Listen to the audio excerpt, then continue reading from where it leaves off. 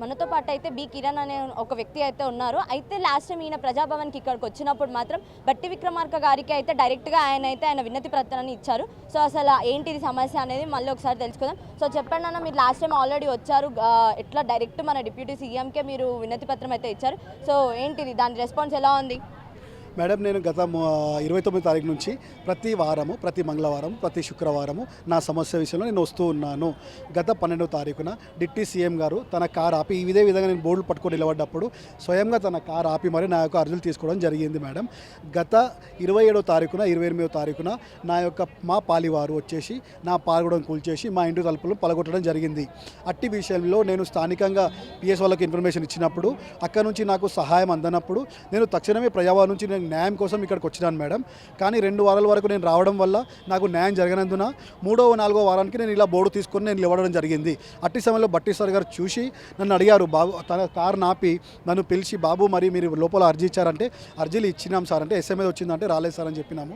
అంతేకాకుండా మరి సమస్య ఏంటంటే నా యొక్క ఇల్లు పారు కూడా కూల్చబడి ఉంది, ఇల్లు తలుపులు పలగొట్టబడి ఉన్నాయి సార్, ఇల్లు కుల్లగానే పడుంది.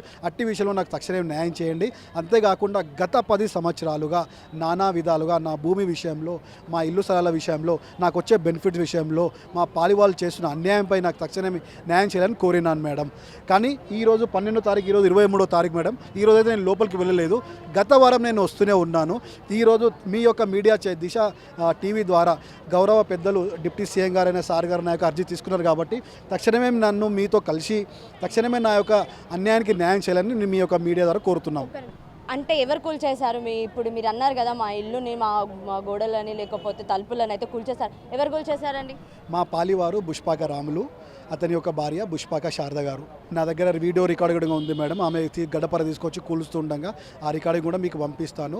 ఇదే విధంగా బుష్పాక రాములు, అతని యొక్క సహోదరులు, అన్నదమ్ములు మేడం గత 10 సంవత్సరాల నుండి నా వ్యవసాయ భూమిని చెప్పకుండా చేయకుండా చేసుకోవడం జరిగింది.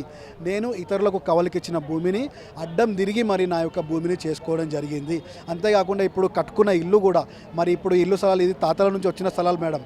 అట్టి స్థలాలు ఇంకా రిజిస్ట్రేషన్ మేము చేసుకోలేదు, కానీ ఈ స్థలాలు ఇంకా పంచుకోవడం కూడా జరగలేదు.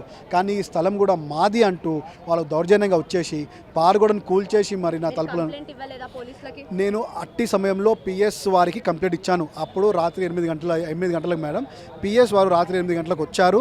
వచ్చిన తర్వాత తమ ఫోన్ల ద్వారా, కెమెరాల ద్వారా అక్కడ ఉన్న ఆధారాలు స్వీకరించిన తర్వాత స్థానిక ఎస్ఐ గారికి ఫోన్ చేసి చెప్పాను, సార్ నేను ఇప్పుడే ఈ క్షణమే పోలీస్ స్టేషన్కి వచ్చి నేను కంప్లైంట్ ఇస్తానని చెప్పినాను.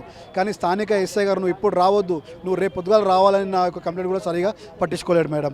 అట్టి విషయంలో మళ్ళీ పొద్దుగాల మా పాలు మళ్ళీ నన్ను ఇంటి నుంచి బయటికి వెళ్ళనీయకుండా నువ్వు ఇప్పుడు ఇల్లు కూల్చేసుకోవాలి, తలుపులు విరగొట్టాలని గడ్డపార తీసుకొని వచ్చేసి నా యొక్క గడ్డపారతో నా తలుపులు విరగొట్టడం జరిగింది. అట్టి సమయంలో అక్కడ స్థానిక సర్పంచ్ గారు కూడా రావడం జరిగింది. స్థానిక సర్పంచ్ గారు అన్నారు, నాకు 10 రోజులు టైం ఇవ్వండి నేను మాట్లాడదామని అన్నా కూడా వారి మాటలు వినకుండా గడ్డపారతో నా తలుపులు విరగొట్టారు. అదేవిధంగా ఇప్పుడు గత 30 రోజులుగా నా పారు కూడా కూల్చబడి ఉన్నది, నా తలుపులు విరగొట్టబడి ఉన్నాయి, నాపై కంటిన్యూగా దౌర్జన్యం జరుగుతూనే ఉన్నది మేడం. ఇట్టి విషయాలలో తక్షణమే బట్టి సార్ గారికి నేను ఇచ్చిన అప్లికేషన్ను బట్టి మరి ఇక్కడ నేను ఎన్ని రోజులుగా నేను ఇచ్చిన ప్రతి అప్లికేషన్కు నాకు మొన్న 2 రోజుల క్రితం నాకు SMS రావడం జరిగింది. వీటన్నిటిని స్వీకరించి గౌరవ బట్టి గారితో నన్ను వారితో కలిసి తక్షణమే వారికి న్యాయం పొందేలా మీరు సహకరించాలని మీ దిశ టీవీ ద్వారా కోరుతున్నాము.